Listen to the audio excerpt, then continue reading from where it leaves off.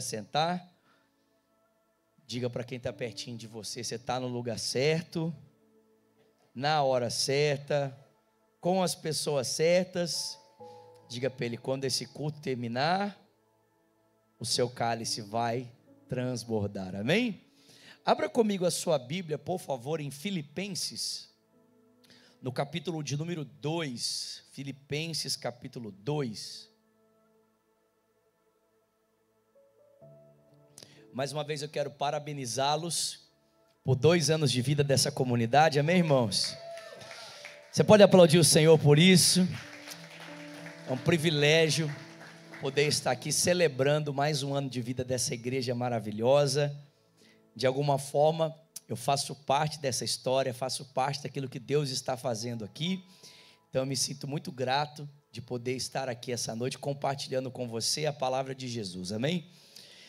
E hoje na parte da manhã, eu falei que quando nós paramos momentos como esse para celebrarmos mais um ano de uma igreja local, de uma comunidade que tem Cristo como o centro da sua vida, é importante em momentos como esse nós avaliarmos o nosso crescimento, não apenas o crescimento numérico ou o crescimento de uma estrutura, mas o crescimento desse povo. E biblicamente falando, nós analisamos e avaliamos o crescimento de um povo que tem Cristo como centro, buscando na vida desse povo as marcas que o Evangelho deve produzir, as marcas que a fé cristã deve produzir na vida de todo aquele que tem um compromisso com Cristo, amém, irmãos? E uma das marcas que nós podemos encontrar na vida de um povo, na vida de uma comunidade local que retém Cristo como o seu Senhor, o seu Salvador, em primeira instância, é a centralidade do próprio Cristo. Eu disse aqui na parte da manhã que é impossível nós sermos igreja se Cristo não for o centro, amém, queridos? Cristianismo diz respeito à centralidade de Cristo. Mas também nós podemos avaliar o crescimento, nós podemos avaliar a maturidade da igreja pela maturidade dos seus relacionamentos. À medida em que uma comunidade cresce e avança, ela apresenta saúde nas suas relações. Os relacionamentos vão apresentando as marcas desse relacionamento com Cristo, porque é verdade que uma vez que nós somos impulsionados na direção de Cristo, Cristo nos impulsiona na direção dos nossos irmãos, amém, queridos? É impossível você ter Cristo como seu Senhor e Salvador e não receber juntamente com Ele a família dele, amém? Quando você casa com alguém, vem o kit de brinde, amém? Eu casei com a minha esposa, mas não tem como ficar só com a minha esposa. Juntamente com a minha esposa vem o meu sogro, vem a minha sogra. Misericórdia, né? Mas é isso, irmãos, amém? Não tem jeito. A Virgínia se casou comigo e juntamente comigo vem a sogra, vem o cunhado, eu tenho um irmão mais novo. E assim também com Cristo, quando nós firmamos com Jesus um compromisso de relacionamento, Ele automaticamente traz com Ele a sua família, amém? Disse alguém por aí certa feita que o problema não é Jesus, né? Que o problema é o fã-clube dele. Alguém ouviu essa fala aqui? Né? Tem uma pessoa por aí, uma famosa, que disse: o problema não é Jesus, é o fã-clube dele. E de certa forma ela tem razão, amém? Porque Jesus é maravilhoso, amém, queridos? Mas às vezes lidar com a família de Jesus não é fácil, amém? É por isso que a Bíblia nos incentiva, a fé cristã nos incentiva a desenvolvermos as virtudes de Cristo, para que, à medida em que nós desenvolvemos o caráter do Senhor, esse caráter então minimize os danos do relacionamento. Eu também gosto de uma fala do Ângelo Basso, não sei quantos de vocês conhecem. O Ângelo Basso é um amigo querido, e algum tempo atrás ele fez uma série de mensagens sobre o credo apostólico, aquela confissão que todos nós conhecemos, né, que foca ali os pilares da fé cristã baseado na obra do Pai, do Filho e do Espírito Santo. E quando nós estamos falando da obra do Espírito, o texto bíblico diz, né, o texto bíblico não, o credo apostólico fala: creio no Espírito Santo, ele fala a comunhão dos santos, e logo em seguida ele fala a remissão dos pecados. E aí o Ângelo fala uma coisa interessante, ele fala: por que na compilação do credo apostólico os pais da igreja colocaram a remissão dos pecados, o perdão de pecados, logo depois da comunhão dos santos? É porque a comunhão dos santos demanda o que, irmãos? Perdoar os pecados. A gente começa a se relacionar e automaticamente, né, dá aquelas faiscadas, sim ou não, queridos? E é por isso então que os os conflitos na comunidade local são administrados pela perspectiva do perdão. Mas para que isso aconteça, é necessário que algumas virtudes importantes sejam formadas em nós. E aqui no capítulo 2 de Filipenses, Paulo fala de uma virtude extremamente importante que eu quero trabalhar com os irmãos aqui nessa noite. Filipenses capítulo 2, a partir do versículo 1, nós lemos: se por estarmos em Cristo, tem alguém que está em Cristo aqui? Nós temos alguma motivação, alguma exortação que vem do amor, alguma comunhão que vem do Espírito, alguma profunda afeição e compaixão, diz o apóstolo Paulo: completem a minha alegria, tendo o mesmo modo de pensar, o mesmo amor, um só Espírito e uma só atitude.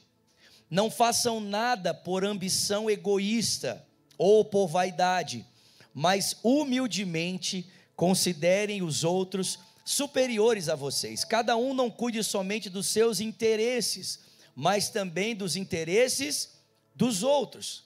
Versículo 5: seja a atitude de vocês a mesma de Cristo Jesus, que embora sendo Deus, não considerou que o ser igual a Deus era algo que devia apegar-se, mas ele esvaziou-se a si mesmo, vindo a ser servo, tornando-se semelhante aos homens, e sendo encontrado em forma humana, humilhou-se a si mesmo, e foi obediente até a morte, e morte de cruz. E é por isso que Deus o exaltou à mais alta posição, e lhe deu o nome que está acima de todos os nomes, para que o nome de Jesus se dobre todo o joelho, no céu, na terra e debaixo da terra, e toda língua confesse que Jesus Cristo é o Senhor, para a glória de Deus o Pai. Amém? Você pode dar uma glória a Deus por isso? Vamos aplaudir o nome de Jesus.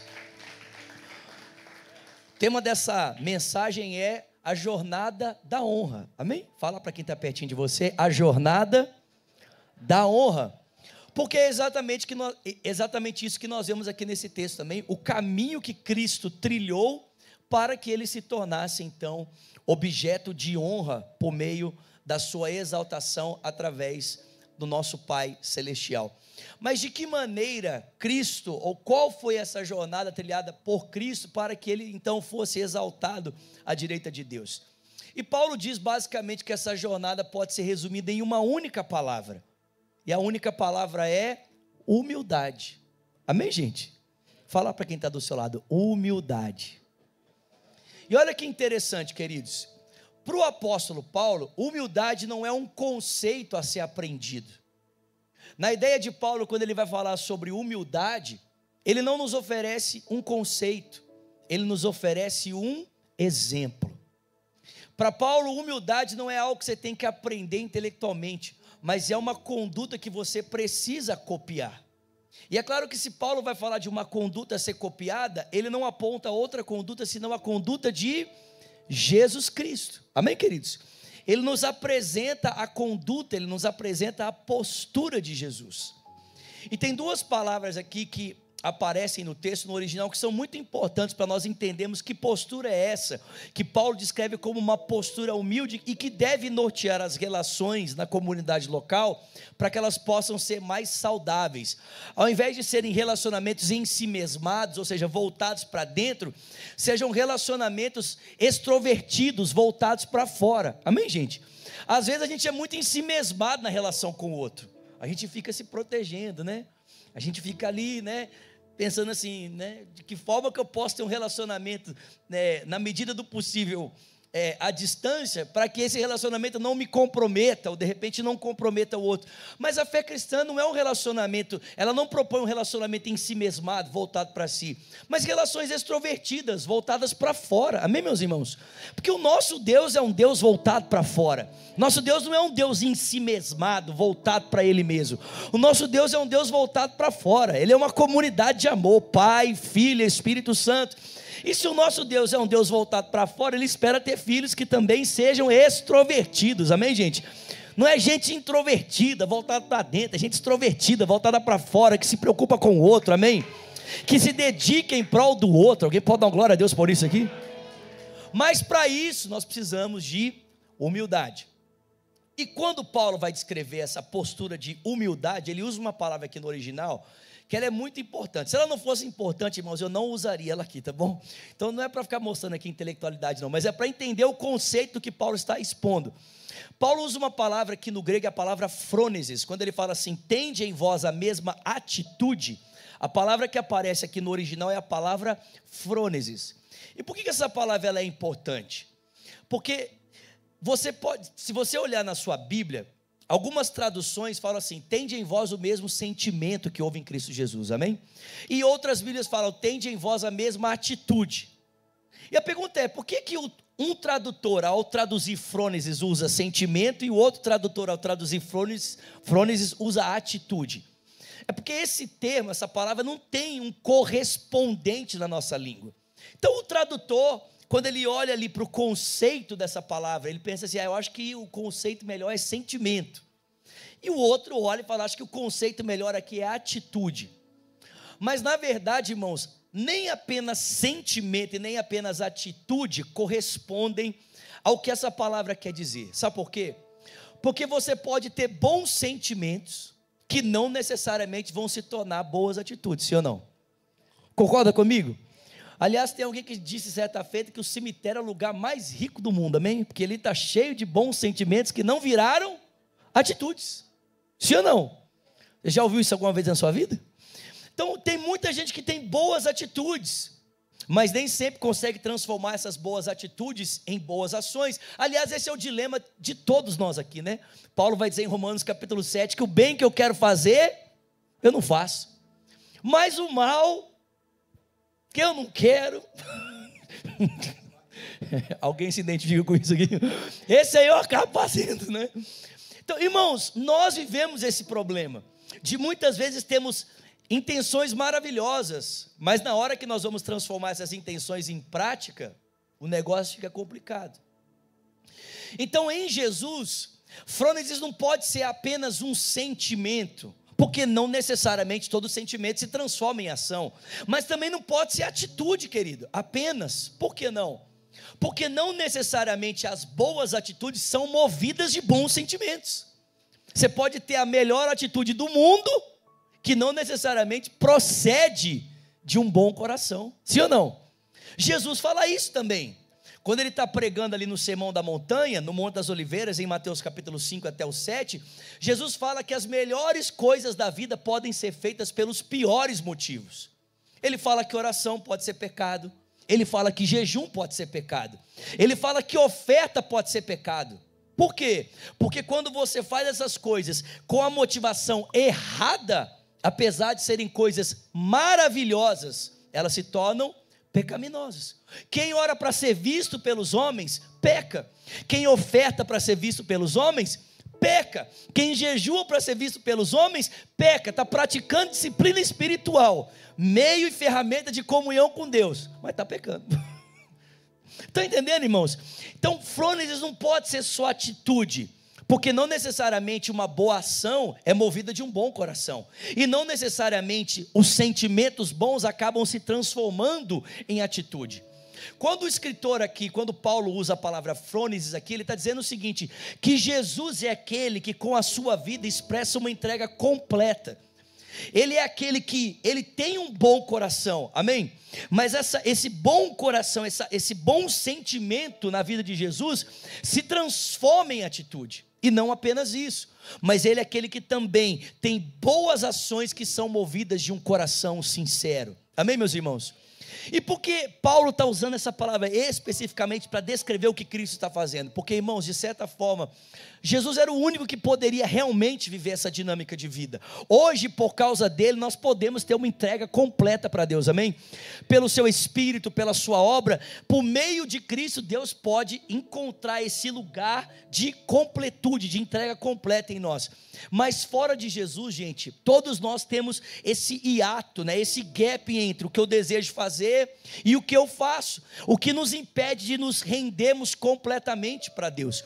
Mas Jesus não tinha pecado, Jesus não tinha isso, por isso ele podia se entregar completamente nas mãos de Deus. Por isso que Paulo está dizendo, se você quer ser humilde na relação para com os seus irmãos, para que você não seja introvertido, mas você seja extrovertido, você tem que entender a primeira coisa aqui, é que essa atitude não pode ser parcial, ela precisa ser o quê? Completa. Ela tem que ser completa. Irmãos, na nossa relação com os outros, nós não podemos dar uma parte, nós temos que dar tudo. Alguém está comigo aqui? Não é dar um pouquinho, não. Nós temos que nos dar completamente. Completamente. Olha aí mais uma vez para o texto comigo, por favor. Vocês estão comigo, gente? Olha aí mais uma vez para o texto, Filipenses 2, a partir do versículo 1. Olha o que Paulo diz. Nós estamos em Cristo, nós temos alguma motivação, nós temos alguma exortação que vem de amor, nós temos alguma comunhão que vem do Espírito, nós temos afeição, nós temos compaixão. Completem a minha alegria, tenham o mesmo modo de pensar, tenham o mesmo amor, tenham um espírito, uma atitude. E aí ele vai dizer, não façam nada por ambição egoísta, não vivam baseados na vaidade, mas humildemente considerem os outros superiores a vocês. Não vivam apenas para cuidar dos seus interesses, mas também dos interesses uns dos outros.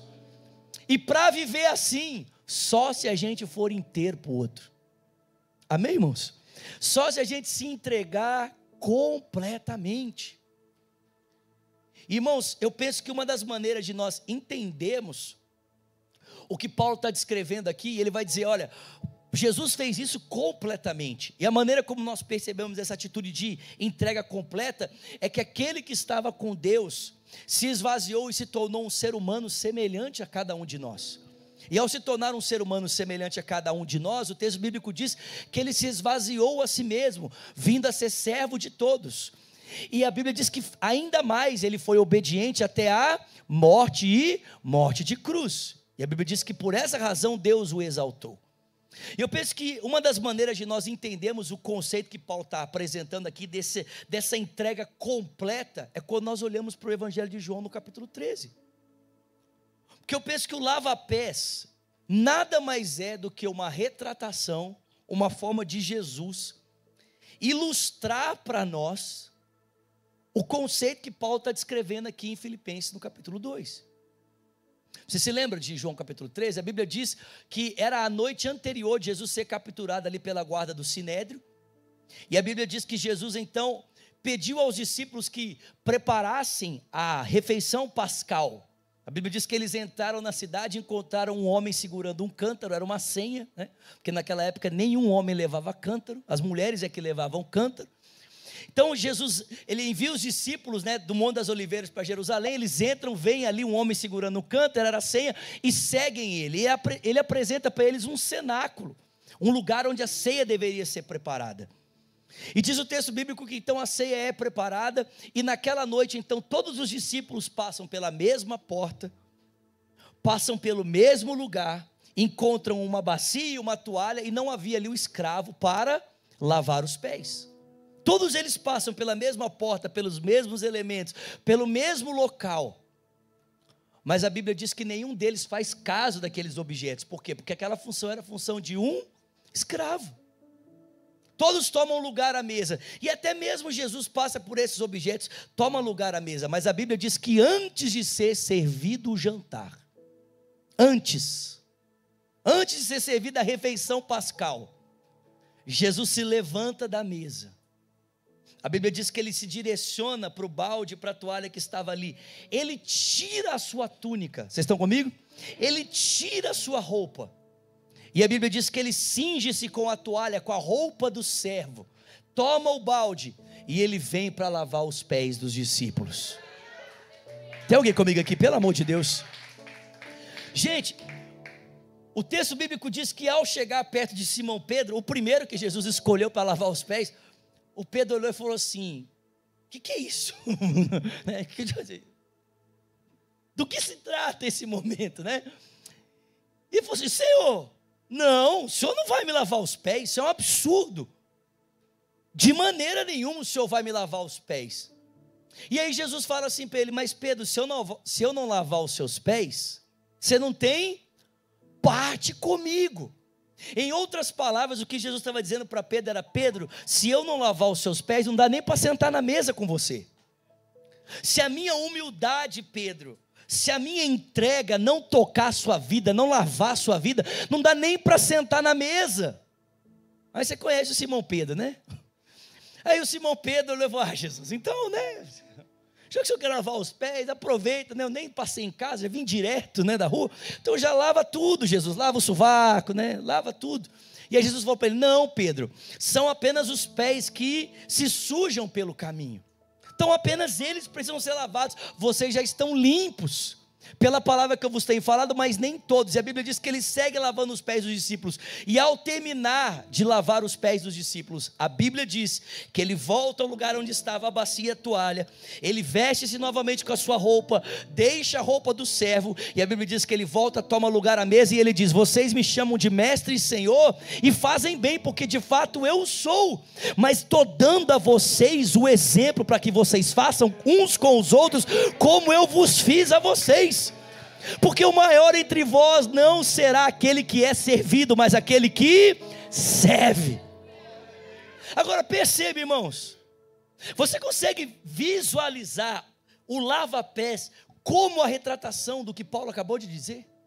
Porque Jesus era aquele que estava sentado à direita de Deus, no lugar que era dele próprio, assim como ele estava também sentado à mesa, no lugar que pertencia a ele. Mas aquele que estava no lugar que pertencia a ele não fez caso de ficar na mesa do seu pai, mas ele decidiu deixar a mesa do pai, amém, irmãos?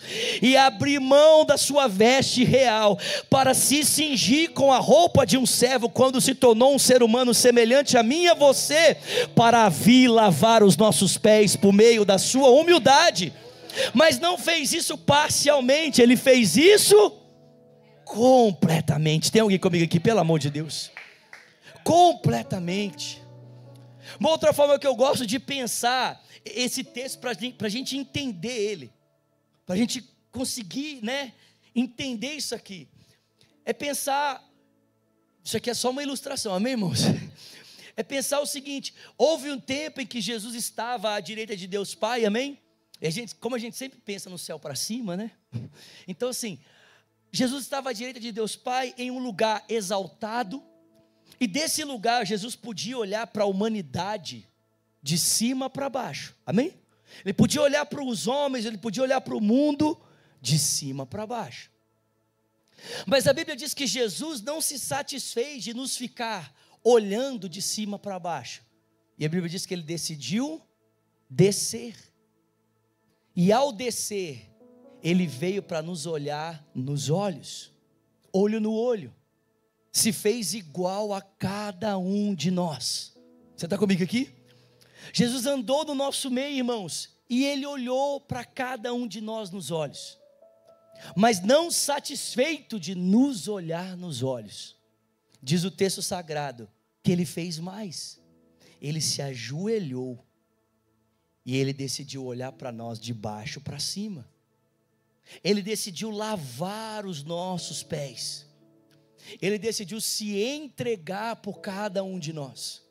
Se nós queremos, irmãos, praticar essa virtude da humildade, que vai trazer saúde para as nossas relações, amém? Vai nos fazer crescer de maneira saudável nas relações. A gente precisa entender que isso não pode ser feito parcialmente, isso precisa ser feito integralmente. Nós precisamos estar com todo o nosso ser envolvido nessa intenção de nos entregarmos inteiramente uns pelos outros. Vocês estão comigo aqui, irmãos? Vocês estão comigo aqui, queridos? Abra um outro texto bem rapidinho comigo, por favor. Evangelho de Mateus,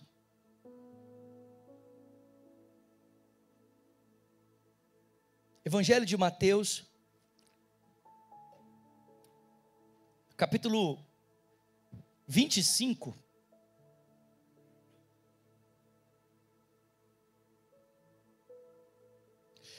Evangelho de Mateus capítulo 25, versículo 31,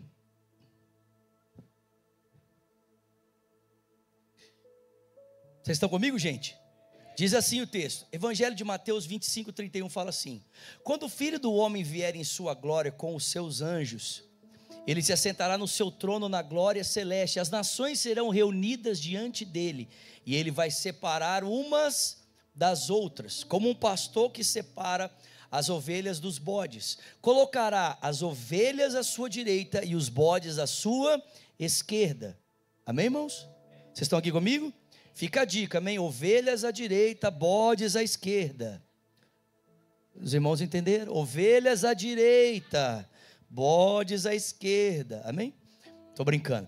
Então o rei dirá àqueles que estiverem à sua direita: venham benditos do meu Pai, e recebam como herança o reino que vos foi preparado desde a criação do mundo, porque eu tive fome e vocês me deram de comer, eu tive sede e vocês me deram de beber, eu fui estrangeiro e vocês me acolheram, necessitei de roupas e vocês me vestiram, estive enfermo e vocês cuidaram de mim, estive preso e vocês me visitaram. Então os justos lhe responderão: Senhor, quando é que te vimos com fome e te demos de comer, com sede e te demos de beber? Quando é que te vimos como um estrangeiro e te acolhemos, ou necessitado de roupa e te vestimos? Quando é que te vimos enfermo ou preso e fomos te visitar? E o rei responderá: digo a verdade, o que vocês fizeram a algum dos meus pequeninos ou menores irmãos, só os pequenos digam glória a Deus, os menores irmãos, amém, queridos? São os vasos menores, a mim o fizeram. Versículo 41, então ele dirá àqueles que estiverem à sua esquerda: malditos, apartem-se de mim para o fogo eterno preparado para o diabo e os seus anjos, porque eu tive fome e você não me deu de comer, eu tive sede e você nada me deu para beber, eu fui um estrangeiro e você não me acolheu, necessitei de roupas e você não me vestiu, eu estive enfermo e preso e você não me visitou. Então eles responderam: Senhor, quando é que te vimos com fome, com sede, estrangeiro, necessitado de roupas, enfermo, preso e não te ajudamos? E ele responderá: digo a verdade, o que vocês deixaram de fazer algum desses meus pequeninos, mais pequeninos, também deixaram de fazê-lo a mim. Esses irão para o castigo eterno, mas os justos para a vida eterna. Irmãos, presta atenção, virtudes que nós tantas vezes cantamos, expressamos a Deus em momentos de adoração como esse aqui: Senhor, eu quero te dar toda a minha vida, Senhor, eu quero me entregar completamente ao Senhor, Senhor, eu quero me render inteiramente a Ti, aleluia. Como nós fazemos isso? Como é que nós fazemos isso? Como é que eu entrego toda a minha vida a Jesus? Jesus está dizendo. Como que eu entrego toda a minha vida a Ele? É quando eu me entrego pelo meu próximo. Ninguém dá glória a Deus. Eu pensei que era negócio era me entregar para Jesus só. Oh, Jesus. Não, irmão. A gente se entrega a Jesus quando a gente se entrega um pelo outro. Quando eu percebo a necessidade do meu irmão e eu decido ser resposta à necessidade dele, eu estou me entregando a Jesus. Quando eu olho para a necessidade do meu semelhante e eu percebo que em mim há capacidade para supri-la, e eu decido suprir, mesmo que esse suprimento do outro signifique a perda de algo que é meu interesse, eu estou me entregando a Jesus, eu estou agindo como Jesus, que tendo algo que era para ele, não tomou o que era dele para ele, mas decidiu se dar por mim e por você numa cruz do Calvário, para que agora eu e você possamos estar em conexão com Deus, mas também em conexão uns com os outros. Alguém pode dar uma glória a Deus por isso? Aleluia! Isso é cristianismo, amar a Deus sobre todas as coisas e ao próximo, de maneira abnegada, de maneira completa. Aleluia! Aleluia, de maneira completa, irmãos. Paulo está dizendo para essa igreja: olha, se vocês querem viver isso, o caminho para essa comunidade saudável nas suas relações, significa humildade, e em primeiro lugar, a humildade diz respeito a me entregar completamente pelo outro, a me dar completamente pelo outro. Deixa eu só ilustrar esse ponto aqui com uma história que eu me lembrei agora, eu gosto muito. Eu conheço um casal de missionários, hoje eles moram em Curitiba, mas eles moravam em Belo Horizonte, passaram um tempo servindo ali no interior do sertão nordestino, mas antes de irem para BH, o marido, ele era um funcionário de uma multinacional em Curitiba, assim, uma posição muito respeitada, ele era muito bem assalariado, isso há muitos anos atrás, tá, gente? E na época estava todo aquele despertamento no Brasil, né, com o David Keelan, Antônio Cirilo, Oficina G3, fazer um merchan aqui, né, gente? Fazer uma média aqui. E aí, ele estava naquela pegada da adoração, ouvindo, né, o CD de adoração, e ele conta que ele estava na rua com um Discman. Gente, na época tinha Discman, todo mundo sabe o que é Discman aqui. Os meninos mais novos não sabem nem o que eu estou falando. Discman, isso aí vem de outro planeta, vem da onde esse negócio, né? Tipo um AirPod, assim, não, entendeu? Só que era um AirPod, assim, que é bem grande, você colocava um negócio dentro, chamava CD na época, né? E ele estava ouvindo uma música do David Keelan que era assim, quero te ver. Todo mundo conhece essa música? Quero te ver. E ele cantando assim, né? Naquele fogo assim. E ele passou por um morador de rua. E ao passar pelo morador de rua, ele continuou cantando naquela empolgação. O Espírito Santo falou com ele assim, você não falou que você queria me ver? Que você queria me tocar, que você queria me abraçar? Ele falou, Senhor, é o que eu mais quero, é o que eu mais quero. Ele falou, pô, mas você acabou de passar por mim ali, e você não me abraçou, você não me tocou, você não fez caso de mim. Aquele rapaz parou, chocado com aquelas palavras que o Espírito Santo estava falando com ele, que o Senhor Jesus estava falando com ele. E, irmãos, ele não ignorou isso, ele voltou lá. E ele voltou, colocou aquele mendigo de pé e abraçou o mendigo, sem entender nada. Ele falou assim, cara, eu vejo Jesus em você. E ele abraçou aquele mendigo, e ele chorando ali naquela experiência com o Espírito Santo. E ele não falou assim, eu não posso ficar só no abraço. Ele falou, você quer tomar um banho? O mendigo falou, eu quero tomar banho. Ele falou assim, então vamos lá para casa. Levou o mendigo para a casa dele, para tomar banho. Quando ele chegou, a esposa dele... deu banho no mendigo, fez a barba do mendigo, deu roupa para o mendigo, e depois dessa experiência ele nunca mais conseguiu voltar para o seu trabalho. Aquele dia ele voltou, pediu demissão, entregou tudo que ele tinha, foi estudar no seminário teológico, virou missionário, e a vida dele virou de cabeça para baixo. Vocês estão comigo aqui? Alguém pode aplaudir Jesus por isso? Eu não estou dizendo que todo mundo tem que fazer isso, mas também não estou dizendo que não tem que fazer. Isso é uma coisa que você e Deus, amém? Você e Deus vão precisar conversar. Mas, irmãos, aquela experiência com aquele homem naquele dia, fez aquele irmão entender que se eu quero realmente amar a Deus, eu não posso ignorar o meu semelhante. Eu não posso ignorar o meu próximo, principalmente se eu tenho a constatação de que há em mim capacidade para supri-lo. Vocês estão comigo?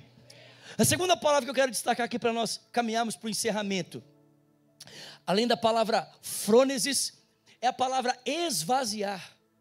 O texto diz que ele não apenas, ele teve frônesis, mas ele teve uma kenosis, ele se esvaziou de si mesmo, para se tornar semelhante a mim e a você, para depois se tornar servo de todos, e ser crucificado em uma cruz. Eu sei que a gente vive num tempo, em que você é desafiado, o tempo todo, a se amar, sim ou não? Sim ou não? Você é desafiado o tempo todo, você tem que se amar, você tem que se amar. Inclusive algumas pessoas ainda falam, né? Olha o que a Bíblia diz, você tem que amar o próximo como você ama a si mesmo. Então você primeiro tem que se amar, para depois amar o próximo. Mas será que é isso que o texto bíblico está dizendo? Que para amar o próximo, eu preciso primeiro me amar? Sim ou não? Não, irmãos. Deixa eu dizer uma coisa para você. A fé cristã não diz respeito a aprender a pensar melhor de si. A fé cristã tem a ver com aprender a não pensar mais em si. Irmão, presta atenção. Por que Jesus se entregou por mim e por você na cruz? É porque Ele não pensou nele mesmo.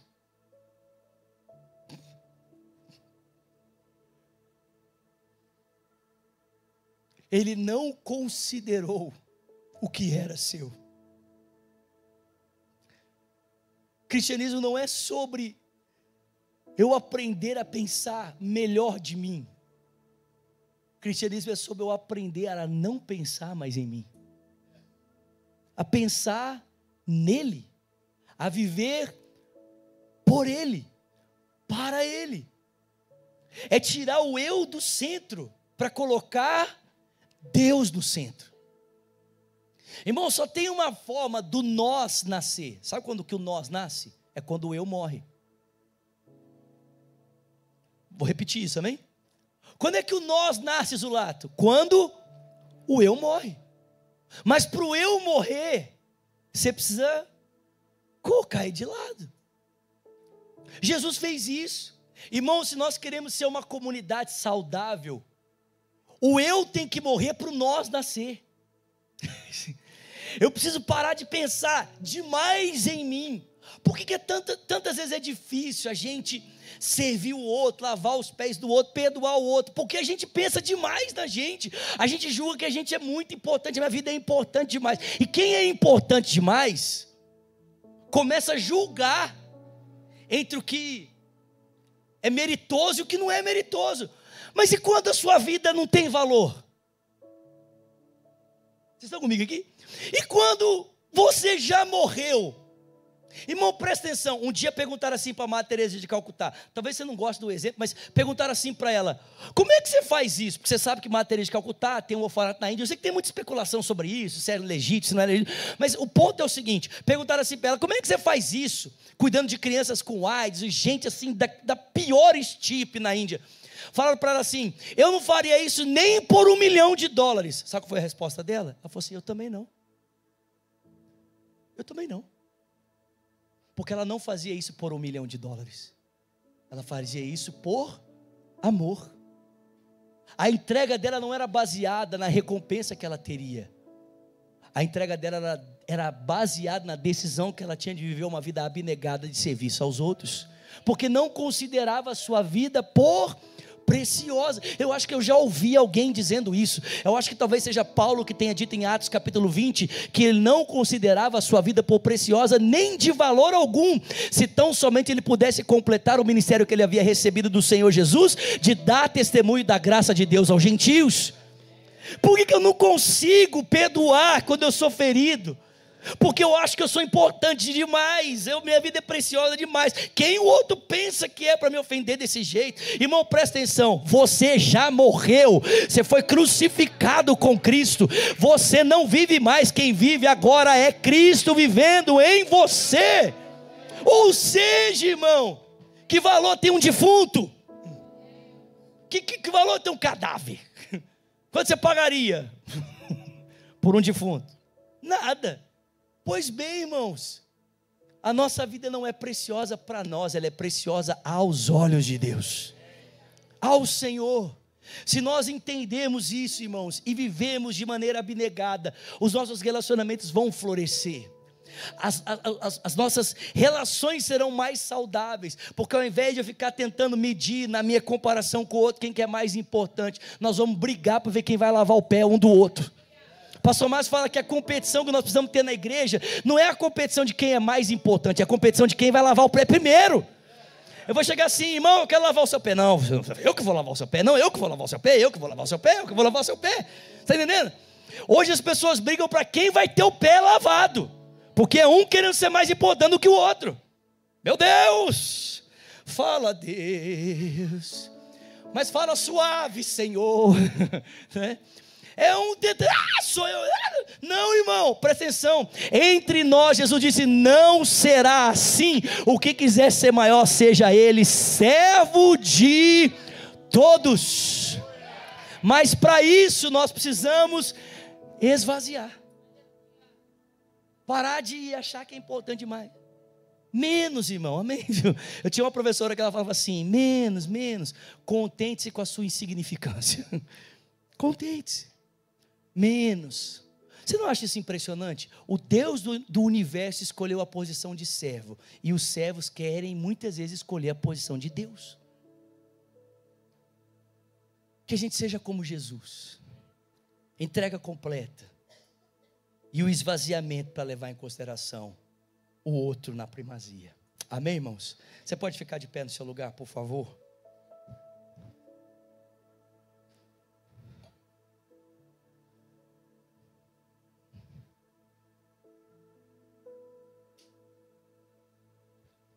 E dessa forma nós vamos viver uma vida de honra.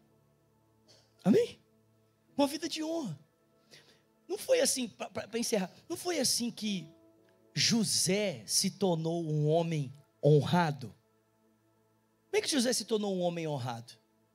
Porque ao ser vendido pelos seus irmãos, e ao passar toda aquela jornada de sofrimento, esquecimento e tudo mais, diz o texto que quando ele chegou à posição de autoridade do Egito, parece ali, né, nos primeiros diálogos de José com os seus irmãos, que ele ainda estava decidindo se ele ia usar a função dele para matar eles, ou se ele ia usar a função para abençoá-los.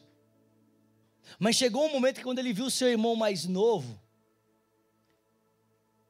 ele colocou todo aquele sofrimento de lado, abraçou o seu irmão, começou a chorar, e ele olhou para os outros irmãos e disse: eu sou José, sou eu o homem que vocês venderam. E diz o texto bíblico que ele fala assim: não fiquem preocupados, eu não vou fazer mal a vocês não. Vocês acham que vocês intentaram mal contra a minha vida, mas na verdade Deus estava usando esse mal para me enviar na frente. Deus usou o mal para benefício de vocês, para o benefício de vocês. E aquele homem que sofreu tantas coisas agora percebia que tudo aquilo havia cooperado para que o propósito de Deus houvesse se cumprido, e ele pudesse ser o instrumento por meio do qual Deus iria salvar os seus irmãos. Gente, na fé cristã não tem espaço para sabor de mel. Amém? Quem entendeu? Na fé cristã não tem espaço, porque tem sabor de mel, a minha vitória. Amém? Não tem espaço para isso. Porque até o mal que o outro intenta contra mim, Deus usa para o bem daqueles que amam a Deus, e para serviço do corpo, e para benefício do reino. Quero que você feche os seus olhos, por favor. Que em nome de Jesus, irmãos, ao completarmos esses 2 anos, essa igreja, essa comunidade de fé, ela possa crescer e se tornar cada vez mais saudável nas suas relações, pela graça de Jesus, escolhendo a humildade, essa humildade que é marcada em primeira instância por uma entrega completa, e em segundo lugar pelo esvaziamento de si mesmo. Essa humildade que é marcada pela decisão de me dar inteiramente pelo outro, e por essa decisão de não viver cheio de mim, mas vazio de mim em benefício do outro. Senhor, eu quero te agradecer por essa noite, quero te agradecer mais uma vez pelos 2 anos dessa comunidade. Quero te agradecer, Senhor, pela vida do Lucas, quero te agradecer pela vida da Lelê, dos demais pastores dessa casa, e por cada um que tem, ó Deus, chegado e tem agregado, Senhor, para fazer parte dessa história que o Senhor está construindo aqui em Lagoinha, Sarasota. Pai, a minha oração é para que, assim como Paulo exortou, encorajou a igreja dos Filipenses a amadurecerem nos seus relacionamentos por meio da perspectiva do exercício da humildade, o Senhor também nessa noite encoraje essa igreja, Senhor, a amadurecer por meio da perspectiva, Senhor, de relacionamentos maduros baseados na humildade, Senhor. Deus, eu oro, Senhor, para que essa comunidade seja uma comunidade de homens e mulheres, ó Deus, que se destaquem pela sua humildade, pela sua intencionalidade de servir, de lavar os pés, pela sua intencionalidade de colocar, ó Deus, o interesse do outro como primazia, colocar o interesse do outro na frente, Senhor, ó Deus, do meu próprio interesse. Pai, que essa comunidade se destaque de pessoas que, ó Deus, não buscam o seu lugar à mesa, mas buscam um lugar de serviço junto à mesa. mesa, Senhor.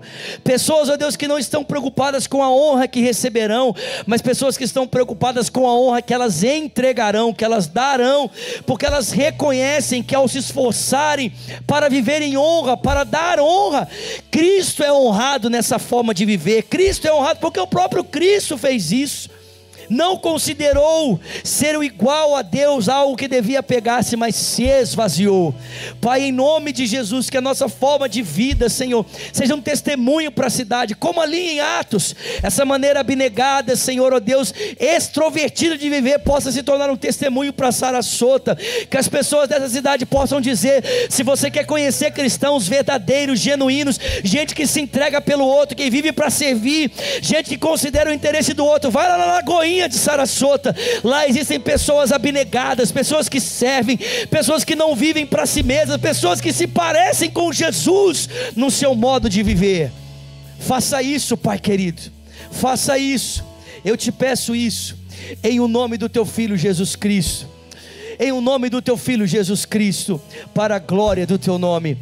Com seus olhos fechados, suas duas mãos sobre seu coração, por favor. Ore comigo dizendo: Senhor Jesus, diga nessa noite, eu te entrego a minha vida. Diga: obrigado, porque o Senhor se deu por mim. Diga aí: nessa noite, eu escolho me entregar ao Senhor. Diga: Jesus, recebe a minha vida. Ore também dizendo: e eu, Jesus, que um dia andei nos teus caminhos, mas eu me desviei. Diga: nessa noite, arrependido, eu volto na certeza de que o Senhor me recebe. Seus olhos fechados, suas mãos sobre seu coração. Se você está aqui nessa noite, ou quem sabe pela internet, fez essa oração pela primeira vez, dizendo: eu quero dar a minha vida a Cristo. Essa noite eu ouvi que Jesus se deu por mim de forma completa e humilde, e hoje, como resposta a essa entrega de Jesus por mim, eu quero me entregar a Ele. Eu não estou convidando você para fazer parte de uma igreja, para entregar sua vida para um pastor, para uma religião. Igreja não salva ninguém, pastor não salva ninguém, religião não salva ninguém. Quem salva é Jesus. Quem salva é Jesus. Ou quem sabe você está aqui hoje, você já foi um cristão, mas está longe de Jesus. Quem sabe não está longe da igreja, mas longe de Jesus. Nessa noite também nós queremos orar com você, queremos orar por você. E se você escolhe tomar essa decisão nessa noite, de entregar a sua vida a Cristo ou de voltar para Ele, eu vou contar até 3, eu quero que você levante uma das suas mãos, para eu te conhecer, e para que eu possa orar por você, amém? 1, 2, 3, levanta bem alto uma das suas mãos. Existe alguém nessa noite que diz: eu quero entregar a minha vida a Cristo? Ou alguém que diz: eu quero voltar para Jesus hoje? Levanta bem alto uma das suas mãos. Eu quero orar por você, eu quero orar com você. Pai, obrigado pela tua palavra, Senhor, que foi semeada nessa noite, que ela produza em nós fruto a 30, 60 e a 100 por um, que ela produza saúde nas relações, perdão de pecados, o desvencilhar da amargura, Senhor, e o avanço para uma comunidade que expressa o seu compromisso contigo, na sua relação saudável uns com os outros. Eu te peço isso nessa noite e te agradeço, em o nome de Jesus. E quem crê, diga. Você pode aplaudir o Senhor Jesus? Aleluia, aleluia. Quantos estão felizes? Amém, amém, amém. Para que você que não sabe, nós não paramos a semana inteira. Quarta-feira nós vamos ter aqui o nosso culto fé. A nosso culto fé não, nós vamos ter a nossa formatura. Meu Deus do céu! A nossa primeira formatura do Carisma, ano que vem. Esse ano ainda o pastor Zulato vai dar mais umas 10 aulas para nós aqui. Quantos querem ter aula com o Zulato? Vão estar abertas também a inscrição para o próximo ano letivo do Carisma. Você tem que fazer parte disso, amém? Também temos quinta-feira, temos culto Hope, sexta-feira temos Legacy, sábado nós vamos ter CRI, eu acho que também vai ter Rock também aqui, domingo 2 cultos, depois na outra semana começa tudo de volta com mais uns 3, 4 eventos para nós, amém? Amém, que Deus abençoe você, que Deus abençoe a sua casa, você está preparado para viver a melhor semana da vida de vocês. Deus abençoe.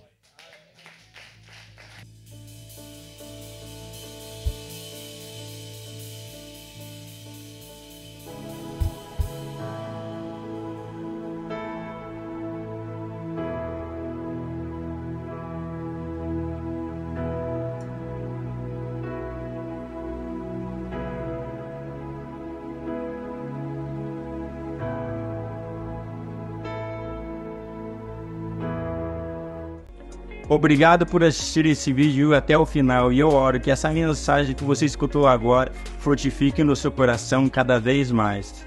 Eu quero pedir algo para você se inscrever no nosso canal no YouTube, curtir essa mensagem que você acabou de escutar, que isso vai levar essa mensagem para muita mais pessoas. Você também pode deixar os seus dízimos e as suas ofertas aqui no nosso canal, na nossa igreja. Que Deus abençoe você.